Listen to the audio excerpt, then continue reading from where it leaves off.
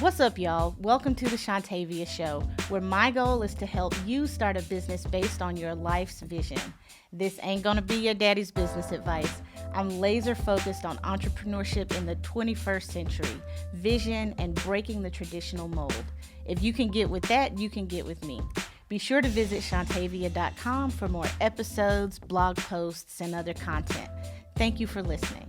The show starts now. Hey everybody, welcome to another episode of the Shontavia Show, where I want to inspire you to build a brand, a business, and a life that you love. And I am so happy to have with me today Jess Avolio. Jess Avolio is the founder of J Avolio, which is a creative studio based in Ontario, Canada, with a focus on building and designing authentic brand identities. And while anti-oppression work has always been an important aspect of how the business is run, including the clients they choose to work with, which I love. I have so many questions for you about that. Jess's goal in the business and through her work is to invest more deeply in situating anti-oppression at the core of the business and making that practice more apparent on the public-facing side. So Jess, thank you so much for being here. I'm really excited to get to talk to you today. Yeah, thank you so much for having me. I really appreciate it. Yeah, so I found you through a Facebook group, and I visited your website. And the thing I love about your website is there's a bar at the top that says, "Is my business anti-oppressive?" It's a question. And you can click on it. And when you click on it, obviously your business is anti-oppressive. Because you have links, you have books, you have like suggestions of people to follow and all kinds of things. And I'm wondering what made you decide to do that, particularly, in a time like right now where statements about anti-oppressive behavior and anti-racist sentiments can be divisive. I wonder why you've decided to let people know right up front that your business is anti-oppressive, as you call it. For sure. Well, I think it's so important that, I kept seeing conversations of people doing the internal work and, exploring anti-oppression and anti-racism on their own terms. And then I really thought about, there are so many ways to take action in terms of implementing anti-oppression, and my business is such a big part of what I do and who I am. And I was really thinking how can I really bring anti-oppression to the forefront of what I do and do it in a more public way and really help support others and, help educate, provide that information for other businesses. And, because businesses are microcosms of society, we really need to be thinking about how we can incorporate anti-oppression into all aspects of what we do. And I felt like it was really important to include it as part of my business, because I really think that's the future, really thinking about social justice and progress. And that's super important for me as a person. But then also I don't want to be creating a business that, is it has oppressive practices that's maybe building off the backs of other people. That's not something I want to be part of, and I want to be, moving forward with my business in a positive direction. So. No, that's awesome. That is really awesome. So I have so many questions. And I think fundamentally though, what does your business do day in and day out? How did you start even in this particular space? What is your story? For sure. Well, so my background's sort of always been in art and design. I've worked at a ton of different marketing agencies, creative agencies as an art director, but I felt like in these roles, I felt like it never truly supported the way that I wanted to create. I was always creating brands for these rich white people. And I was like, these aren't the type of people that I even want to be. They don't need my support. They don't need my creativity. So I don't know, I had a lot of conflicts in these positions where I was like, hey, I feel like I'm not being valued in my role. My skills aren't being utilized. And a lot of times that would end up with some conflict with some of the higher ups in my business. And eventually it just kind of got to this point where I'm like, I've kind of always dreamed of being a freelancer, but it got to a point where I was like, I really need to try this and do this on my own and see how that works out. Yeah. So a little bit less than 2 years ago, I went out on my own, and I was like, as much as there's so many stresses with being an entrepreneur, you have to wear all the hats. It was so awesome being able to express myself creatively in the way I wanted, create my own processes that really supported the way I wanted to create, and then also being able to choose the type of people that I worked with and supporting other businesses and maybe like other women, a lot of women entrepreneurs as well, and support them on their journeys to becoming entrepreneurs through the brand process that I do. So I do mostly on a day-to-day basis, I create a lot of brand identities for people. So like their logos, their palettes, you know, creating their strategy and their brand voice and things like that. And that's so important to how people run their business. And it's such a great tool to support people and their business growth as well. Gosh, that's so important. And Yeah. so many questions, including how did you decide to take the leap, right? To leave a consistent salary, a consistent paycheck, to wearing all the hats and doing everything yourself. What made you decide today's the day? And was it scary for you to do that? Yeah, I was terrified. Like, I think I just reached this, I don't know, boiling point at so many of the jobs I had where it just never felt, I don't know, I felt like I just wasn't living up to my full creative potential. And I just kept feeling really limited. And every time I would speak up and say, hey, I feel like I'm not being valued, I'm not being paid what I'm worth, there was always, you know, like butting heads in those sorts of conversations. And I'm like, you know what, if I go out on my own, like as terrifying as it was, like, you know, I can discuss like setting my own rates, conveying the value of what I do, you know, making all those sorts of decisions. So it just felt like a lot of just who I am as a person really aligned with being a freelancer and running my own business. So it really just felt like the right fit to make that jump. That's really cool. And so you mentioned having all this freedom to set your rates and do all these different things. How do you go about doing that? How do you, particularly like in your line of work, you're working with lots of different people. How do you figure out rates? How do you figure out business systems and that kind of thing? Oh my gosh, I feel like that's such a can of worms. Like, how do you figure out your rates? I heard this quote once that, I mean, well, we can dig into this a little bit more later, but if you charge 3 people in a row the same rate for the same package and they all say yes, try bumping up your price. See if, you know, if you're getting like yeses on every time you quote, like maybe you're undervaluing what your service is worth. And another thing I heard, I mean, these are just sort of like broad strokes. They don't necessarily apply, but if you are booked out 3 months in advance, maybe consider bumping up your prices again. Because obviously, if you're booking at such a frequent rate and people are like connecting the value to the price, like try just sometimes asking for more. And a lot of times people are like, yeah, I agree that this value that you're charging aligns with the service that you provide. And a lot of times people just say yes. And it's a little bit of trial and error, but yeah. No, I love that advice, especially if you're booking 3 in a row at the same For rate. sure. Bump it up. Because I find often, I work with a lot of women of color, and often we undervalue ourselves. And I'll look at the rates that they're charging or the things they think about charging. And I have never, truly never worked with a woman of color who, when they come in the door and they say, here's what I want to do and here's the rate, I never think, oh, that's too high. But very frequently I think, gosh, that's really low for the value that you bring. So I love that you articulated it that way. And I may steal that. I may use that in the future. That's really cool. And so in your work, you help people build the brand identity that they'll be using in their business. What does that mean? What is a brand identity? You talked a little bit about like the logos and the colors and the color palettes, but what else is included in a brand identity? I mean, the brand identity is such this broad term. Like a brand is really all about like how others perceive you, you know, the tone that you speak in, the visuals. And like what I sort of do mostly with the brand identity aspect is really direct all the visuals of the brand and make sure they really align with what the brand ethos is and also really appeal to the people that they're wanting to target. So kind of creating all those connections with their brand and their brand visuals and making sure those visuals really, you know, connect to all those different aspects of their brand and coming from a really strategic point of view as well and really digging into the core of the business, you know, what sort of values they want to convey, what sort of people they want to attract, and yeah, just connecting those visuals to all those different touch points.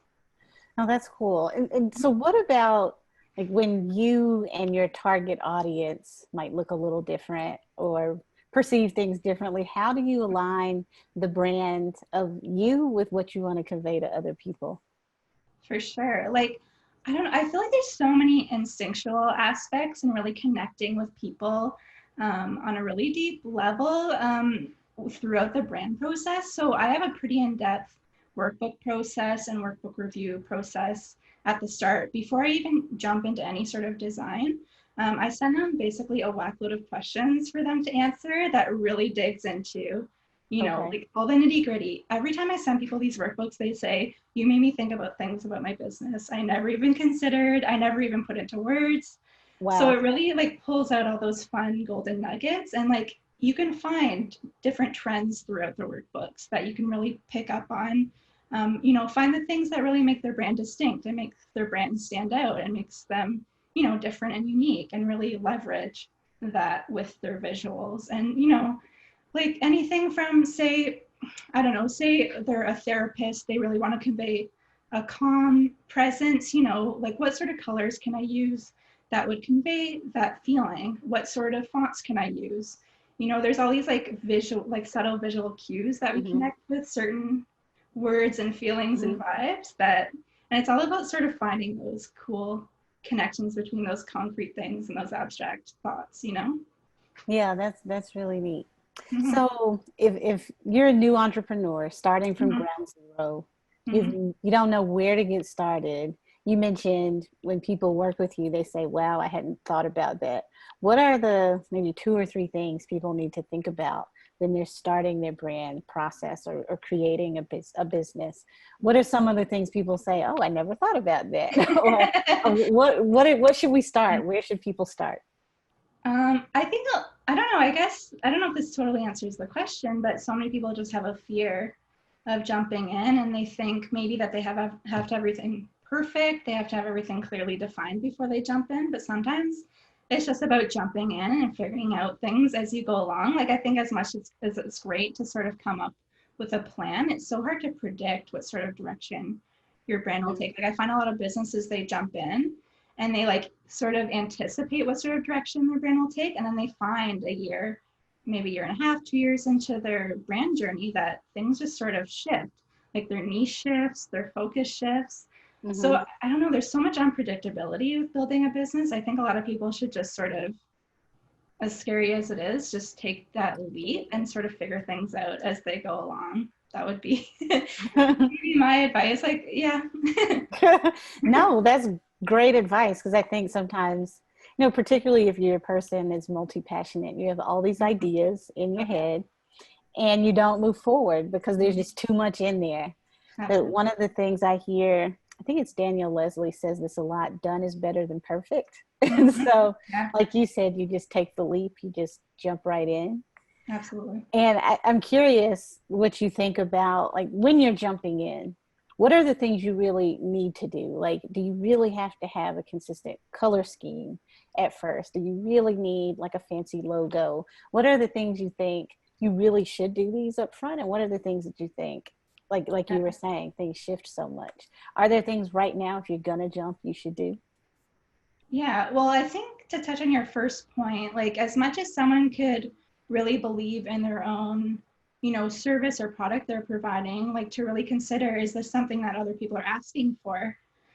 Is this something other people are really needing? And also, I mean, as much as you could create a really beautiful product or really beautiful service, you also have to think about, you know, your processes behind that as well. So, I mean, as a brand designer, like as much as maybe I could create a really beautiful brand, is my onboarding process really smooth? Are my project management tools sort of in place? So I think considering like all those elements as well, they sort of all go hand in hand. So as much as you could have, so even if it was somebody who did e-commerce, like is their website really accessible? Is their website easy to use? Do people not get like tired and annoyed? Are they like clicking Mm-hmm. on pop-ups or anything like that? Mm-hmm. Like all things that really aid in the experience of people either interacting with your products or with your services, like really thinking about all those different aspects as well. So I think that touched Yeah. maybe on the first part of your question, I hope. No, could I ask a follow up to that? Because I think that's so interesting that Most people, when they think about brands, they think about colors, they think about Mm-hmm. logos, they think about all these other things. But you're right, the user experience is what keeps people there, right? Like, you don't want a beautiful product that either nobody wants or nobody can access because your Absolutely. systems aren't really in place. So I love that you mentioned the user experience. Mm-hmm. And I just, like, you're blowing my mind a little bit because the brand, like, that user experience piece is just so critically important. So I so appreciate you mentioning that. Oh, And I thank know you. there was another part to what you were going to say earlier, but I wanted to make sure I followed up on that because that's so Mhm. important. Yeah, and even like even extending into like how you ship your products. Are you creating like really nice opening, like when people open their packages in the mail, people feel like it's Christmas, right? Like, are Mm-hmm. you like putting nice messages inside, maybe cute little sticker packs and things like that? And I think there's like really fun ways people can sort of like having a strong brand visual is definitely super important. And I think having consistency throughout your brand really builds that trust with the people that are interacting with your brand, but also thinking about the process from start to finish and Mm-hmm. really thinking about how people are interacting with your brand and how like what sort of feelings you can bring up when they interact with your brand as well. Yeah. Yeah. No, I love that. So how do you, is there a way to predict some of those things? So, like, how people feel when they connect with your brand? What do you suggest people do? Is it as simple as going out and talking to some of your ideal customers? Is it, I mean, I don't know. How can entrepreneurs, particularly when you're really getting started, are there ways you can predict what some of those experiences will be like? Yeah, well, I think a lot of it is sort of you can always ask your customers. Like I would say, anytime you can ask your customers or clients, like how they would value your service or what their impressions are of your service or product. I think that's a great, straightforward way to approach it. But Mm-hmm. also like analyzing internally, like what sort of things you really appreciate. Like as somebody who's really involved in branding and marketing, like I'm always thinking about the brand process. Like, am I enjoying myself on the website I'm on? Am I enjoying the checkout process? Am I enjoying the way that they ship the product to me? And like, those are the sorts of conversations I could have with my clients if we're designing, say, packaging or if we're designing a brand. Like, what sort of feelings are we wanting to bring out of the people that, and what sort of stories can we tell as well? No, Um, that's great. yeah. No, I really like that. And so, from the visual standpoint, are Mhm. there things that you really should be thinking about? So you mentioned something earlier, thinking about colors and what colors convey the message you want to convey. Mhm. Where should people start with some of these visual aspects beyond obviously hiring you or someone like you to walk them through the process? What do you do at ground zero when you're thinking about all these things? For sure. Well, I think there's lots of people offering like a lot smaller packages to get your foot in the door. But I know there are like a lot of financial barriers to, Mm-hmm. investing in a good brand. But I think a lot of people sometimes see the price tag and are like, oh, wow, that seems like a lot. But if you're thinking about, oh, this is an investment that's going to last me 10 years, if you divide that Mm-hmm. over 10 years, it seems like a much more attainable thing.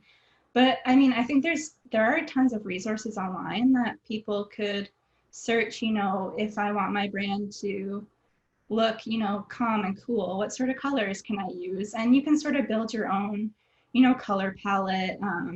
I would maybe suggest if you're wanting a logo, just finding a really nice font that you like and, typing that out. Like that could be a good stopgap before you get to the point where you feel comfortable and ready in your business to work with an expert. Because somebody who's really involved in the brand is really going to draw out all these like really important things about your business that you wouldn't have Right. considered. And the goal would be to totally surpass what you could have envisioned for the visuals for your brand. But yeah, I think Yeah. like, yeah, in the meantime, I think there's lots of resources people can sort of seek out themselves to establish like I think consistency is really key. Like having consistent fonts, having consistent colors, having a consistent logo. I think that's a really good starting point for a lot of brands. So, at what point should a person work with a branding expert? So, like, at what point do you find your clients are most ready for you? Is it a year or 2 years in? I think I saw some things on your website about, you know, working with people who are about 2 years into the Mm-hmm. process. Is that about typical? Are there earlier times maybe when someone should think about a branding expert or later? What are your thoughts about that? Yeah, I feel like I do sort of have a division. Like I do work with a lot of people who are just starting out and haven't even launched their business yet. It's just like a new idea that they have. I find in those cases it's a little bit more difficult to build up the brand because they don't completely, maybe they have a vision for what their brand will be, but they don't totally understand their audience or their niche yet. But I mean, that's still very possible if they have the ability to financially invest in a designer even before they start their business. Like, I think that's totally a worthwhile investment. Yeah, but the stage that I often like working with is people who are about maybe 2 years into their business or more, because I feel like at that point they kind of have more of an established viewpoint for their business, who their audience is. And I find at that point it's a lot more smooth of a process for me to sort of convey all that information into a fully formed brand for them. So what makes a good client? So how can entrepreneurs be a good client for a marketing branding expert? Do you come with all your files? Do you let the branding expert handle all these things? What does a good client look like for you? I mean, I personally love working with people who have like a really open mind. I think seek out somebody who you feel like you could put your full trust in. Like find somebody who you feel like not only has the skills, but you feel like you connect with their process, you connect with their business outlook and all these different factors. And if you can really trust the marketing and branding expert that you're working with, and you can kind of let them creatively take some of your ideas about your brand and like everything about your brand and convey that visually, I think they're going to do a better job with a little bit more flexibility and freedom and surpass what you had envisioned with your brand. Because I work with so many creatives. They have great taste. They have so many creative opinions and they come to me with them. And a lot of the time my job is to sort of refine their ideas. But I feel like when they approach it with more of an open mind, a lot of trust in the process, I find it ends up going way farther than we anticipated and way stronger in the end. Yeah. So I was thinking that as you were saying, working with creators might think they know better what their brand should look like than you. And so coming in with that open mind, that sounds like a really smart idea, period. Right. But obviously some of the things you've even talked about today, like with consistency with logos and fonts and designs and even systems and processes, those are things we all don't have those backgrounds, right? Oh, absolutely. So you mentioned finding someone that you trust. And one of the things, like I said at the top of the show, I found so unique about you is you saying, hey, not only do I do this work, but I do it in a way that is committed to anti-oppression, that is committed to anti-racism. And that's hard to find, particularly, like I am a Black entrepreneur. I am looking for someone who, believes that my life matters, who believes that Black lives matter. And I'm wondering if you've gotten any feedback about like your very public way of saying, I am a person who believes these things. And I'm wondering if, I just wonder your experience with that, with being very public about your views. Yeah, I mean, I've gotten a lot of positive feedback on the link that I included on my website and in my Instagram bio. But I feel like, I don't know, it's not like people ever come to me and be like, hey, I'm working with you because you sort of have an anti-oppressive stance. Like maybe they come to me and they see that sort of language being used on my Instagram feed and throughout. Because my Instagram is basically solely my marketing tool. Like I hope that they see the sort of, because I try to create a really inclusive, educational, welcoming feel with how I portray my brand. And I hope, that's at least my assumption. I can't say 100% for certain, but I think maybe people see that and think, oh, this is somebody that I'm perceiving to be safe to work with, who is going to value who I am, is going to value the underlying anti-oppressive,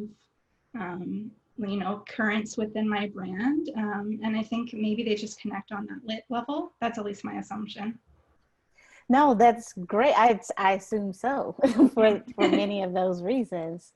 And you've also said the way you choose clients is very similar, right? Mhm. So how do you go about figuring out if your client's values align with yours? Do you just ask outright? Are there these clues or signals you're looking for? How do you figure that part out? For sure. Well, I feel like I'm so lucky that I have so many people that already come to me who sort of have those values in their life and in their business as well. So I feel really grateful that those tend to be the type of people who are drawn to my business anyway. But I mean, as soon as I sort of connect with people, I kind of, I go and creep their Instagram, their website. And then I also ask some inquiry questions before I even get started. I say, tell me a little bit about your business. What are your pain points? And usually I find within like the first little bit, you kind of get a good sense of what are sort of the underpinnings of people's businesses. I mean, I can dig into a little bit about the types of businesses that I work with if people want examples of that.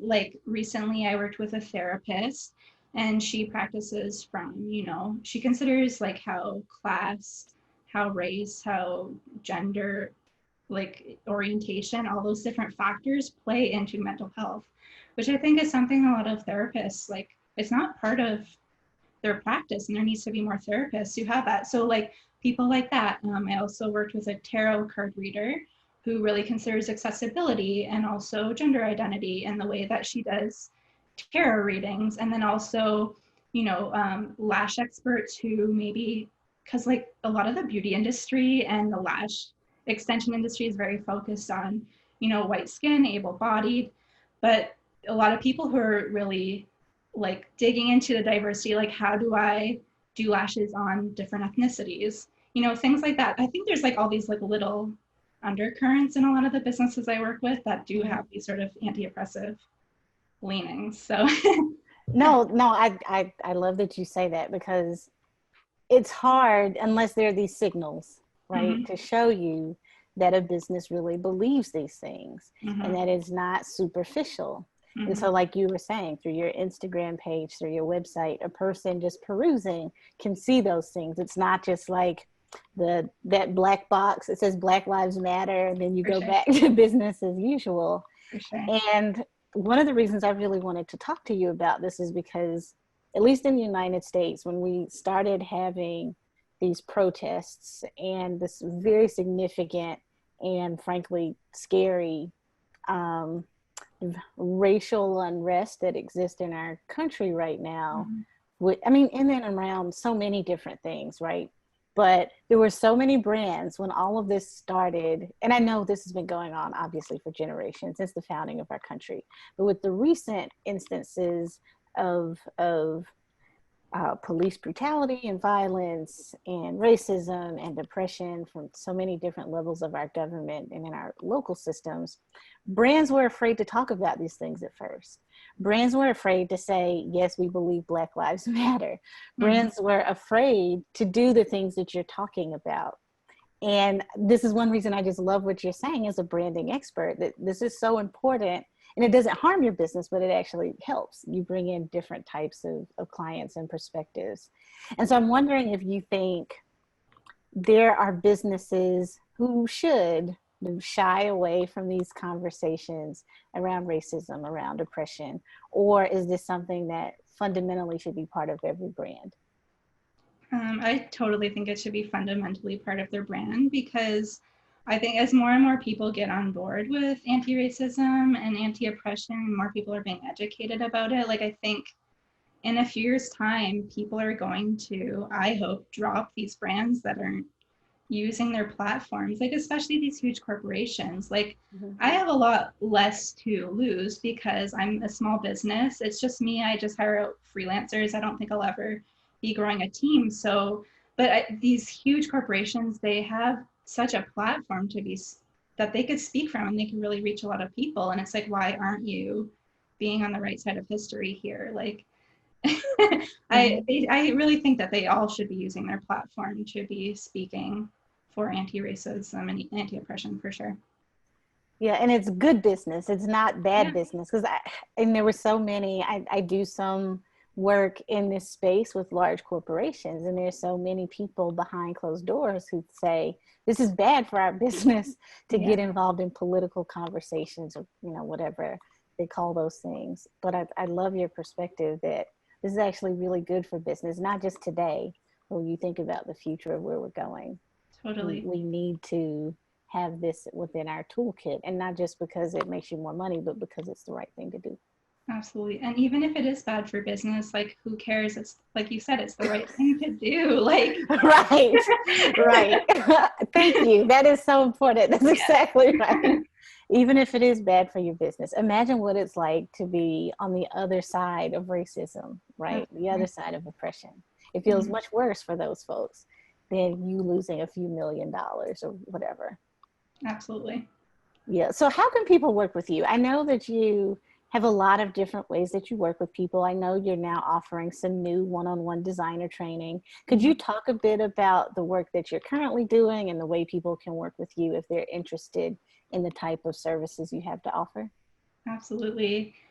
So the main focus of my business is on creating brand identity. So that's really creating a strategy and clearly defining your business. I love working with small businesses. I love working with, women entrepreneurs, people of all sorts of different, backgrounds and orientations and gender identities. Like I love working with all sorts of different people and helping them support, their goals and dreams, and like creating the visuals for their brands, like their logos, creating a cohesive color palette and fonts and creating patterns and packaging design and all sorts of things, and creating that cohesive look for their brand. So that's sort of the bread and butter of what I do.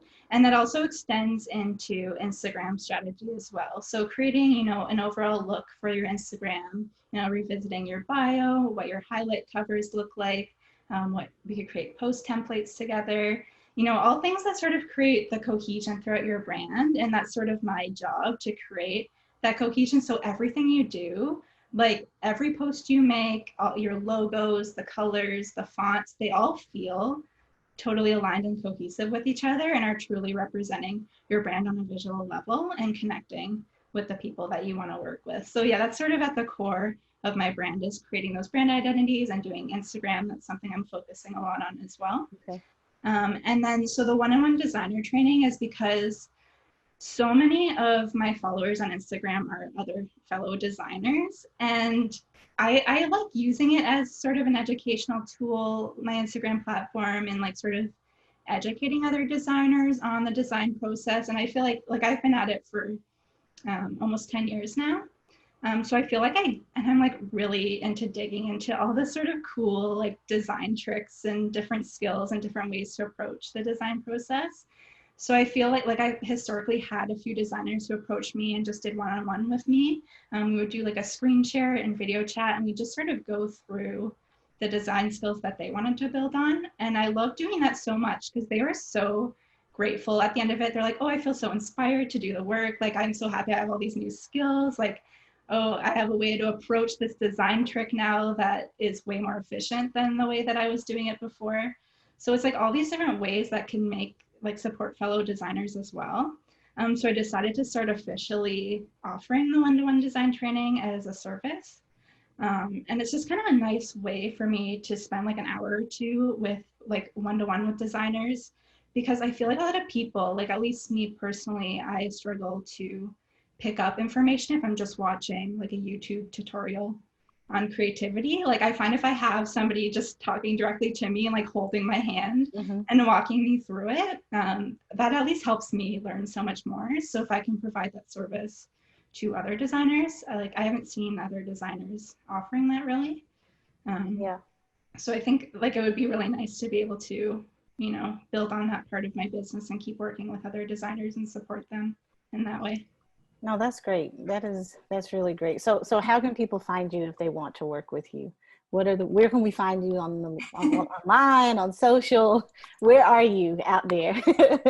The easiest way to find me is probably on Instagram, because I find that's where I put the most energy into my business. So my handle is at j.avolio. You can see it up there, but it's also, of course. I mean, I can spell it too. So it's J.Avolio. Or you can just go to javolio.com. That's another way to find me. So I find those two methods are the best way to get a hold of me. Great. And I will drop some links in the show notes to your Awesome. website, to your Instagram page.